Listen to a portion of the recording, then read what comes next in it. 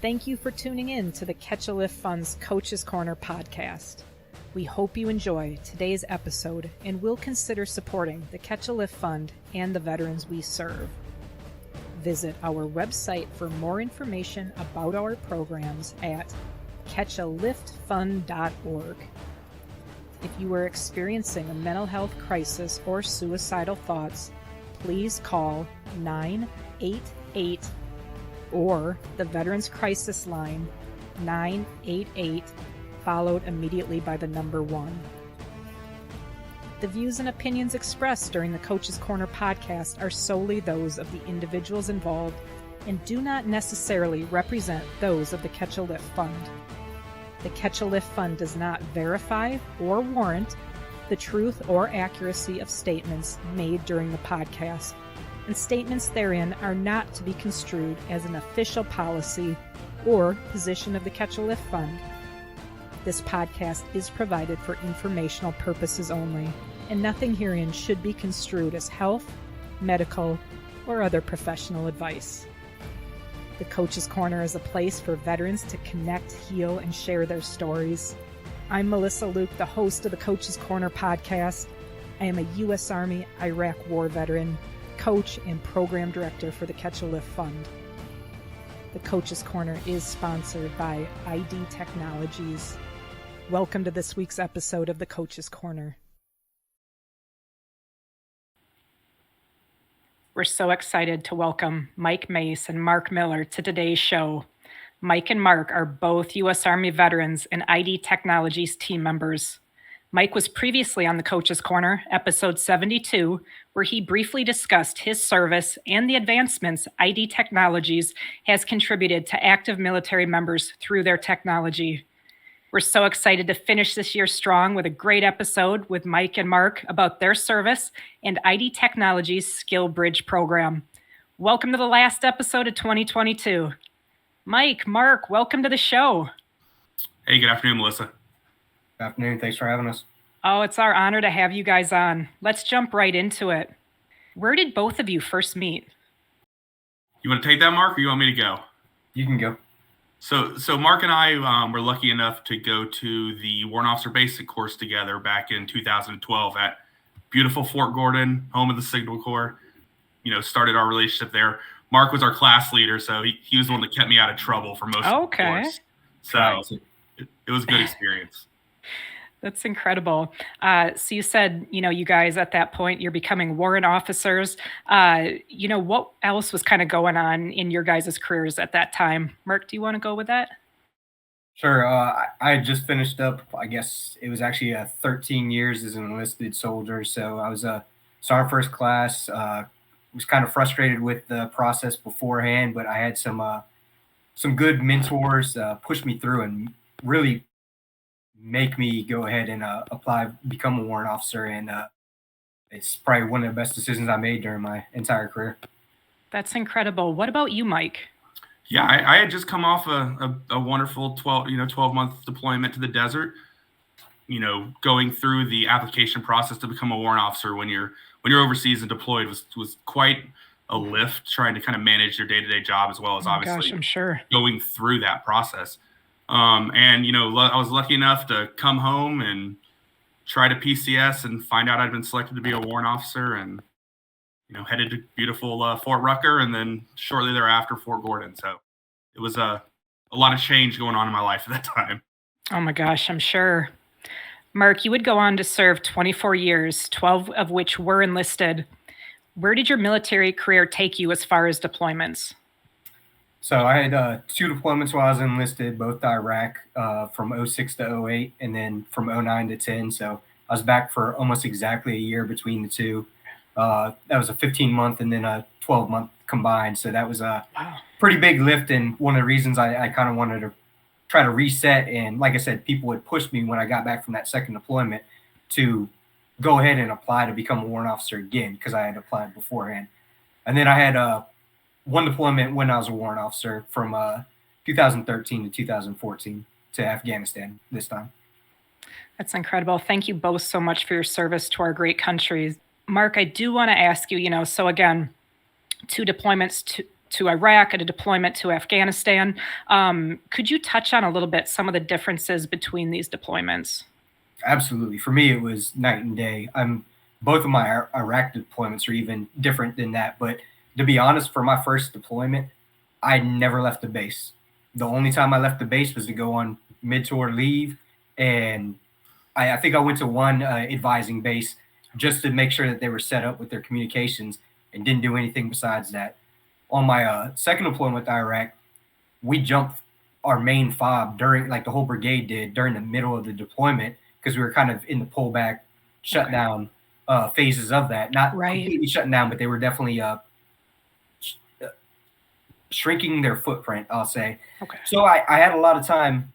I wouldn't say a lot of time outside the wire, because really I was never anybody but a passenger, but it was a lot during that. And then in Afghanistan, I mean, I was probably on a flight at least averaging every week to go to a different base, because once again, we were pulling back and shrinking the bases and handing stuff over. And it was my job to really, in RAO, to reduce that and swap it back onto their tactical equipment so that they could actually move out and go occupy another base. So for me, they were completely different. Like I said, the first one, I basically never left anywhere, besides the gym and the DFAC and work. Yeah. Those were about the only places I went. The last one, I was probably on the road, I'd say 50% of the time. Mark, when you were enlisted, what was your MOS? So when I was enlisted, I was a 25 Sierra, so a satellite communications operator and maintainer. Okay. The deployment to Afghanistan, were you a warrant officer by that time? I was. It was right after we graduated, a year after basically we did the train up, and then my unit deployed to Afghanistan. What was that transition like from you? You've already deployed 2 times to Iraq as an enlisted service member and then becoming a warrant officer and going to Afghanistan. So it was pretty intense. Not only did we deploy, and basically I was the network engineer at that point, so I really owned all that network, but we were also fielding brand new equipment for the Army. So I was actually the first one to deploy it as a W-1. So it was a bunch of on-the-move equipment that basically provided communications while they were traveling in vehicles. And you go from, it was kind of like maybe 12 nodes total beforehand, to we had over 70 nodes that I had to configure, maintain, do all the engineering for to do that, and keep them running. And, a lot of these times, the guys who were out on those small bases that I never really got to experience, like the combat outposts and such, they were relying on this technology. So, I mean, for me, it was real intense, and a lot of stuff that was completely focused on me and making sure Right. myself and my small team actually could support it all. What was it like coming back, and maybe talk specifically, Mark, from that Afghanistan deployment? I had a feeling that might have been my last deployment anyways, even though I still had a few more years to go. And honestly, it was intense. I did a lot. Like I said, I traveled a lot more. I did a lot more. I wouldn't necessarily say more dangerous, but when you travel, it's just inherent to it. So Absolutely. it was a big thing. So at the time, actually, that was the first time any of my family was at my welcome home too. It just, my family, my brother was serving, my parents were both working. It was pretty rough, but my dad actually came up and, welcomed me back, as well as my girlfriend at the time. So honestly, it was probably the best, warmest welcome back for me that I had during my military career. That's incredible. Thank you for sharing that with us. You would go on, Mark, and you would spend 3 years in the Pentagon with the Army. What was this experience like from you? And if you could even speak to, how it differed from your time in the field. Oh, absolutely. So I could tell stories about this probably all day long. I'm sure. My tactical experience for a signal guy for just big combat, teams and such, it was pretty straightforward, pretty normal. Going to the Pentagon, everything there is political. It's hard to get anything done because there's just everybody that walks around there. I mean, the guys getting coffee, outranked me by, 5 ranks at least, anything like that. So it was interesting, but the people I supported in my team, because I ran the executive communications team for the top 5 of the Army. So the Secretary of the Army, Chief of Staff, Vice Chief of Staff, Undersecretary, and then Sergeant Major of the Army. We stayed busy and we got access to a lot of different things because we had to support those VIPs during those times. One of the big things that a lot of people, even in the Army, probably don't know is that the Army owns a couple Gulfstream jets, specifically to enable the VIP travel, so that their schedules are tight. They just can't Yeah. wait around for a commercial flight. It's not going to work for them. Well, my team had to provide the communications on those jets. So doing on-the-move satellite communications from a jet is pretty intense. A lot of stuff can go wrong, but Yeah. they were a highly skilled team, personally selected, and it was a great experience, but completely different than anything else I really did in the military. I've got a question I want to ask both of you. And again, everyone, Mike has been on previously, where we had the honor to talk about his service. But I do want to ask both of you, because you both had absolutely incredible careers in the military. What do you, looking back now on it, what do you look back and are you most proud of, or do you look back most fond on? I'll start with you, Mike. Now, not to sound cheesy here, but I think the thing I look back today on is I was lucky enough as a warrant officer to have a good amount of enlisted guys decide to go warrant officer during that time period. And it's, the one thing that I've really enjoyed is kind of watching their careers at this point. Obviously being, retired, there's something about, being the guy to kind of work with an enlisted soldier, help them through the application process, help them understand what it means to be a warrant officer. Because as Mark kind of alluded to, it is a different business when you pin those bars on. So, but watching those folks succeed, watching them do great things, especially in an Army that's changing by the day right now. So that's probably the thing I look back today on. There were certainly things that I was lucky enough to be part of across my career that, I'll always, have a soft spot in my heart for. Oh, absolutely. But at this point in my life, it's kind of about giving back and watching other people succeed as much as possible. Thank you for speaking to that, Mike. What about you, Mark? So I'll kind of go a little bit in line with Mike, and I'm actually going to give a two-part answer, though. The mentorship and friendships is huge. I mean, staying in touch with some of these people that I was at a conference last week. I ran into a guy that I went through my initial training at AIT in, date myself, but 98. No kidding. Way back there. And we hadn't seen incredible. Each other, for probably like 12 years. And, he's retired warrant as well. And I'm retired. But, I mean, it was just like we talked about stuff. It was cool really seeing that. And that's just like one little example. I mean, I've run into people that we've served with all the time. And even now, I still run into like my old team. I've done luncheons with them and such. Especially a couple of them are retiring and such. But for me also, I'll bring in a family aspect as well. Two of the things that are probably my most proud actual moments in the military are when my brother got commissioned. I actually gave him his first salute, which the tradition and everything is actually a pretty cool deal and everything. And then my brother was actually the one who promoted me on my last promotion to CW3. Really? Yep. He came over to Belgium and actually promoted me at the time. So that was really cool for me. And, my family was either attending virtually, and I had some family members there, even in Europe. So it was really cool to see kind of that family aspect of it. Thank you for talking to that, Mark. Thank you both.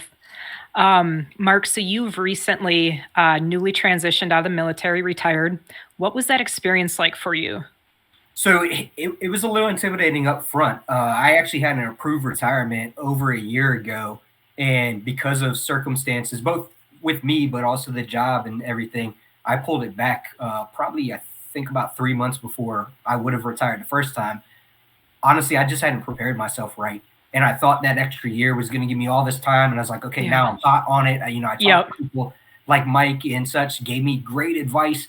And to be honest, I still kind of drug my feet through it. But I was much more ready. I was ready to retire this time. I mean, Mike and I have had this talk numerous times in the last couple of years. Like, you're just going to know one day when it's time. Yeah. And I just knew.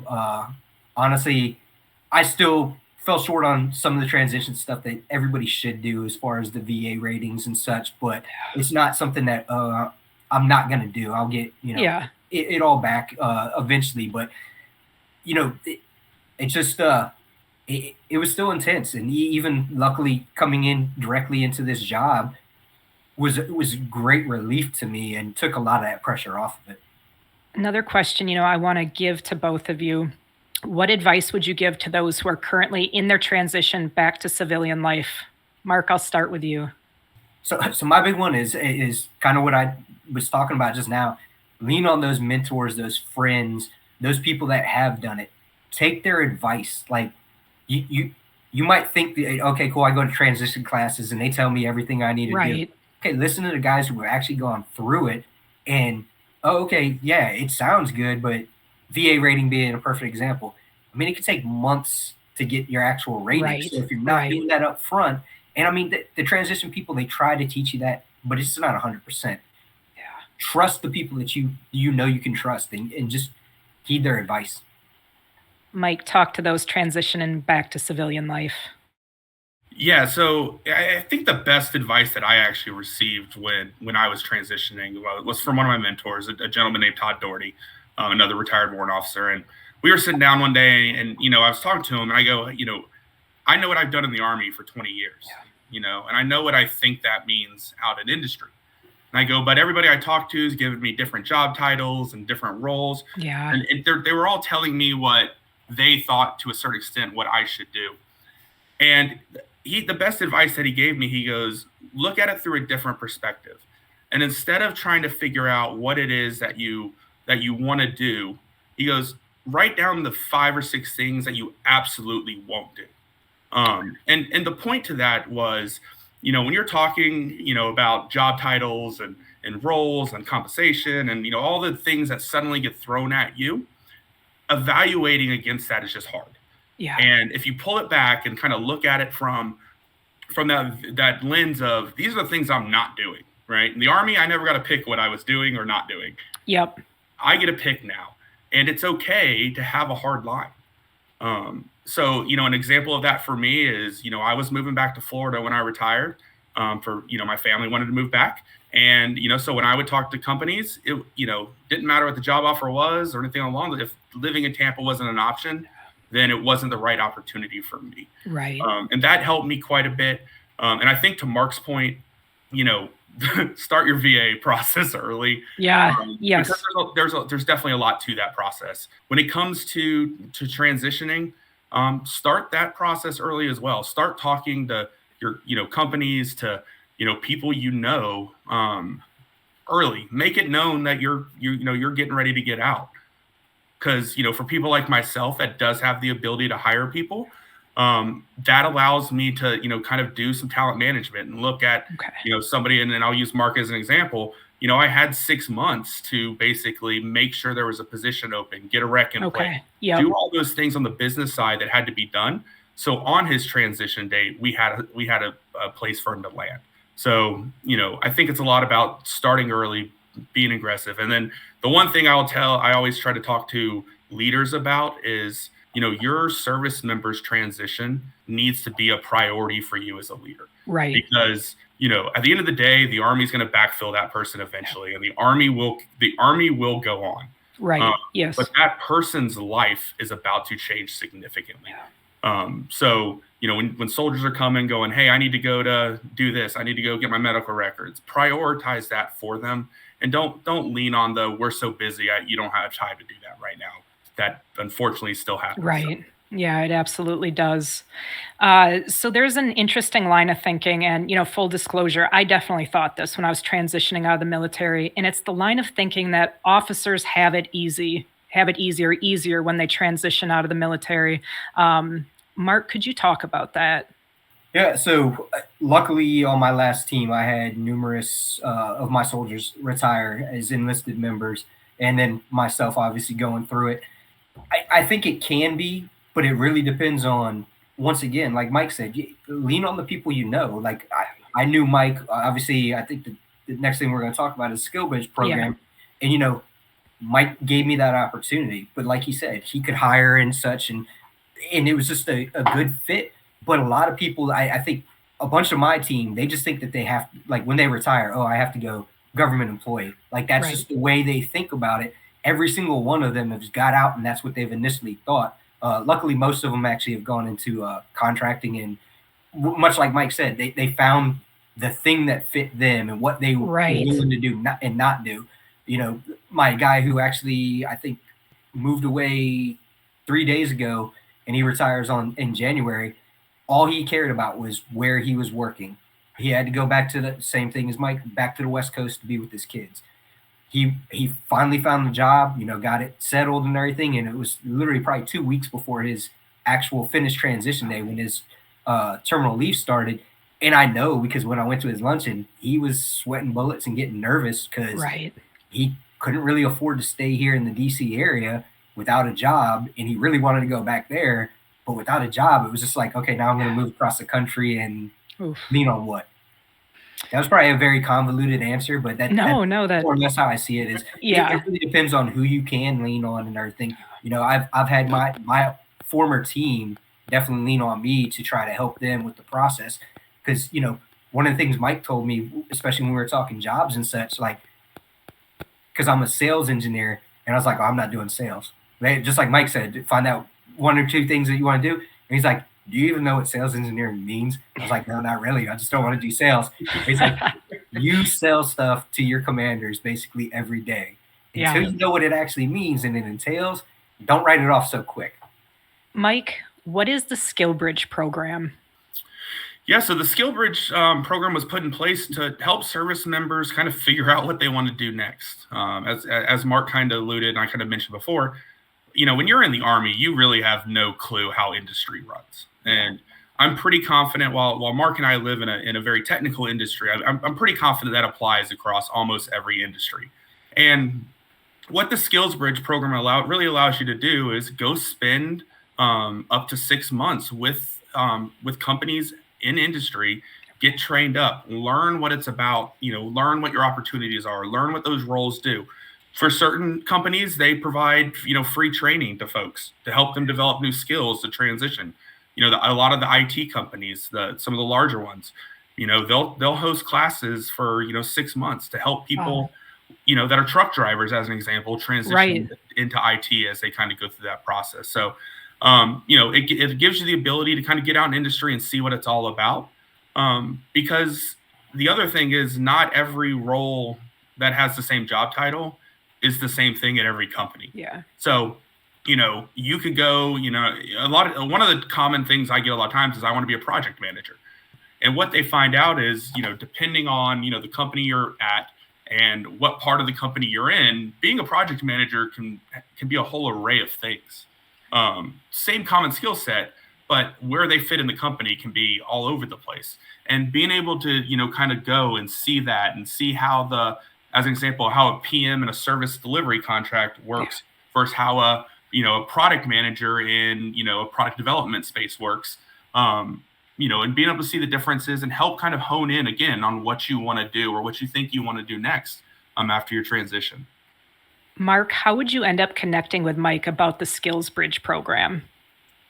Luckily, Mike and I, since we've been in school, we've been friends. We stayed in contact through the years, even when we went opposite directions. And our job titles and units are very different throughout our career. I'll say that much. But we always stayed in touch. And Mike, for a while, actually came back to the DC area. I'm from the DC area, born and raised here. So when I come home and visit, I would hang out with Mike. We always, like I said, I always stayed in touch. When he was retiring, actually, he went to a conference over in Ireland, which luckily at the time I was over in Europe, and my boss allowed me to attend as well. And that's really seeing Mike's first transition process to this company and such really got me interested, and it provided me a lot of insight. And Mike really stayed in touch, and especially once he took the role he's at now, it just ended up being a natural fit for me to take on the program with the company. It's incredible. How has this program allowed you both to use your military skills and have an opportunity to get past barriers that veterans oftentimes face? Mike, I'll start with you. Yeah, I mean, I used the SkillBridge program when I transitioned as well. And I think the biggest thing it kind of did for me personally was, you're transitioning, you're nervous, you don't know how a company runs necessarily. Yeah. And what it allowed me to do is kind of be involved and realize that, hey, I can actually do this job, right? It kind of rounded out that, I'm a fairly confident human being, but it kind of rounded out I can definitely do this. Yeah. And the other thing I realized is, honestly, it wasn't really that much different than the Army in its own kind of weird way. It was still, hiring, young people, mentoring people, growing people, that we call it, business objectives, which is the exact same thing as commander's intent, right? Like all of that is still the same thing. It's just called something different now. And that confidence obviously helped me through the final part of my transition process and eventually starting that role. What about you, Mark? How would you say this program really has allowed you to use your military skills to have the opportunity to get past, those barriers that veterans often will face? No, absolutely. Kind of echo what Mike said. Once again, I did the program with ID Tech and Archon, and Mike worked with me to work out a very, I'd say, diverse internship with them. Allowed me to see a lot of stuff that the company was doing and meet a lot of the team that I work with today. And I mean, for me, it just, like I brought up earlier, I said, sales, nothing sales related. I don't want to do that. Once I actually got to experience, okay, what is a sales engineer actually doing and such, right? I was like, okay, yeah, this isn't bad at all. It kind of fits exactly what I was doing before. And then honestly, I work with amazing people. Like our entire team, it's great. Like I just felt a natural fit with everybody from the executives to the account managers to, my fellow engineers. I just love the teamwork that we had going on and the people. And I knew I'd be successful in the job. I also care about the product that we're pushing out now because this product is something that I've wanted for the last 7 to 10 years, and I've worked on multiple times, and probably, I'll say, while I was still wearing a uniform, probably wasted 2 years of my life trying to do on my own without the guidance. And it just knowing it's out there and that it's becoming more readily available. So it's gonna help those folks in uniform that it's important to me. There's an actual impact, and I've seen it. I've been there and done that. So it's not just about, oh, cool, I got a paycheck. Yeah, I actually see an impact to the force. What does that really mean to you now, Mark? The fact that you tried to do this on your own, this was something that you needed, and now you're an active part of that solution. It's crazy to me because I have read all the regs and stuff and the NSA guidelines for what we specifically specialize in doing. When I was still in service, I kind of got some high water, like, okay, look at this. And I knew the general stuff, but I never got close enough to talking to the people at NSA to get it approved, where I might have had a lab environment that might have sort of worked, but it's a process. And honestly, the process usually takes about a year, even when you know what you're doing. So when I didn't know what I was doing, I was just reading and like, oh, cool. Like, I know these guys can do this. So yeah, I'm going to use, Cisco VPNs for this encryption or whatever. It was intense. But once again, it goes back to the good team I work with now. A lot of smart folks that, hopefully I'm not bringing them down too much, because they've been doing it. And I mean, there's some real smart talent in our company working on these projects. That's absolutely tremendous. Thank you for speaking to that, Mark. Mike, what advice do you have for veterans to get involved with companies like ID Technologies? Yeah, so the first thing with regards to ID Technologies, myself and Mark kind of do spearhead the Skills Bridge program for the company itself. So for transitioning service members, Melissa, I have no problem if you want to tag my email to this episode. Wonderful. Reach out to me, whether it's finding you a home at for an internship here with us, an internship with another company that we partner with. As we talked about last time, we have hundreds and hundreds of partners that we work with.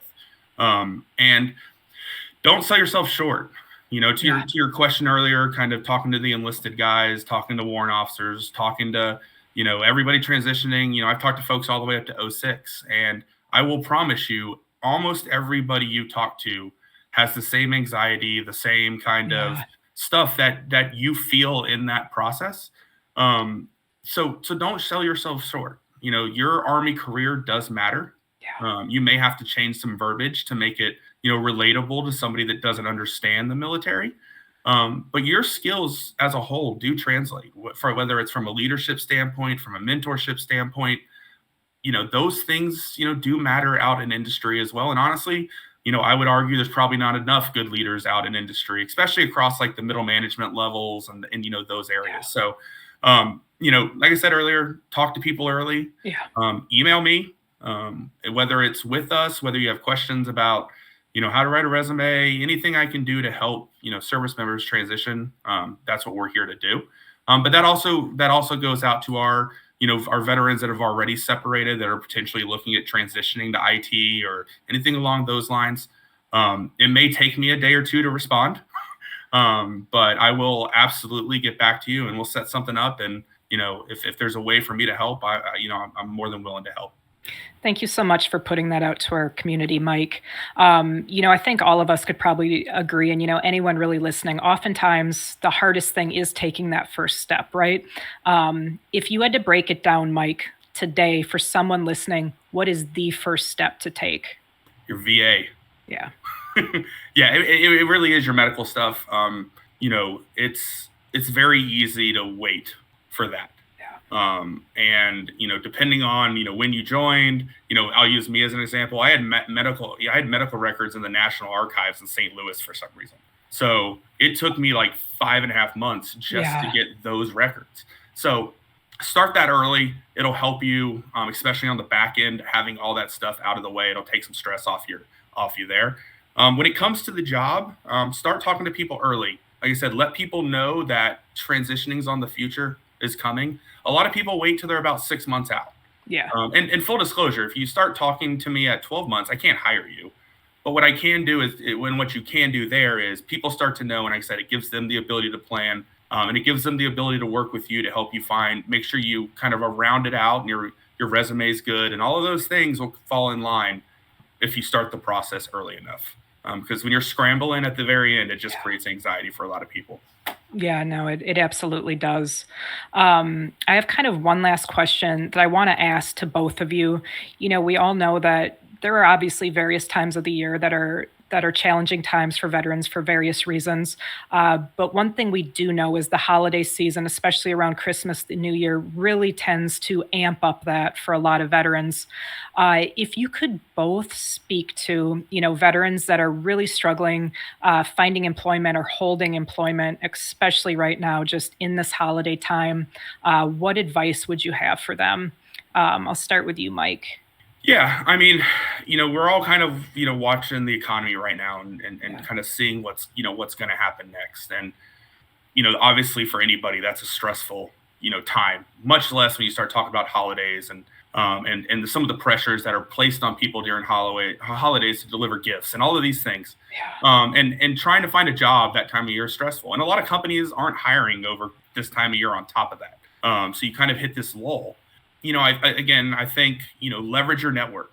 The one thing about the military is, we're family for life. For sure. I talk about it all the time. Yeah. I can go have a drink at a restaurant and run to a veteran, and I can talk to them for 30 minutes about, experiences that we had, and it crosses generations. Absolutely. It crosses sex, it crosses everything you could possibly matter. At the end of the day, we all wore green, and, you all have common stories and commonalities. Leverage that network. Let people know you're having a hard time finding positions, because, like I said, you never know the guy the guy or the girl you're going to reach out to may go, "Oh, I've got a job rec open right now too." And if people don't know, there's nothing they can do.